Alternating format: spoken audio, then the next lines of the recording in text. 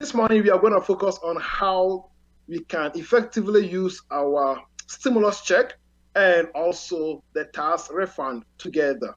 Uncle Sam, if you look into the history of America, I think this is the greatest opportunity to in the path of wealth creation. It hasn't been in the history of America where you have as much as $1,400 coming at a time of tax refund. I've spoken with some families, and some are getting as much as $15,000, $12,000, $8,000. So all this money coming into our account, the question we ask ourselves is, what are you going to do with them?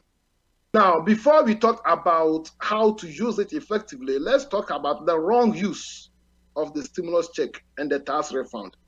How you use your paycheck determines by how you see it. If you see it to be a seed, there is a different approach. If you see it to be a fruit, there's a different approach. So people who use it on consumptions usually see the stimulus check, the tax refund as fruit. Sure. But if you really want to use it to advance your life, now you have to use it as a seed. You have to see your stimulus money, your tax refund, as a seed and not a fruit. So the wrong uses have so far identified three. One, consumption. Using it on things that don't bring in any value. Using it on things that don't bring in any returns. If you are using your stimulus check, your tax refund, buying things that will not bring you any kind of value to your life, will not improve your life, will not increase your income, will not reduce the major expenses in your life, then it's a wrong use of the tax refund. And I appeal to you that you want to rethink it. And if we are not saying that you shouldn't use it to purchase anything. You can use to purchase, but you want to make sure that your purchasing will be a purchasing of an asset, will be a purchasing of things that bring in value. That's what we are talking about. Number two, wrong use of the stimulus check and the tax refund is paying of debt. I'm not saying that you shouldn't pay off the debt. No, that's not the point.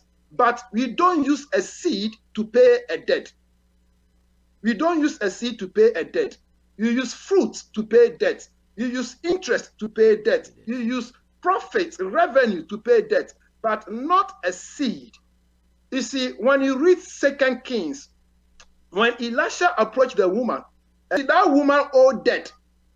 Elisha did not tell the woman to go and pay the debt when the oil started coming. Elisha told the woman, go and sell. Don't use the seed that is coming to pay debt. No, hold on a minute. The debt will be paid, but we want to do it strategically. So you use the seed that has come in to invest, to do business, to upgrade your life, to increase your value of the income that is coming in. So once you have increased your income, you have increased your value, you have increased your wealth, and so much is coming. Now Elisha told the woman, after you have sold the oil, go and pay the debt. So what I'm trying to say, I'm not saying that you shouldn't pay the debt. There is a way of paying the debt. In essence, the stimulus money, the tax refund, if you have a debt to pay, you want to make sure that you use a return of the stimulus. You use profit of the stimulus. You have invested, you have put it into business, and the returns that you are getting, then to paying off debt. You see, that was why the government was so smart. Government was so smart and gave us the opportunity to put our bills on forbearance. And I said this humbly, from March 2020 up to February 2021, I never paid my mortgage. And I never paid my mortgage, not because I could not pay, because I had to take advantage of what the government has given us by putting it on forbearance and use the money to do something else.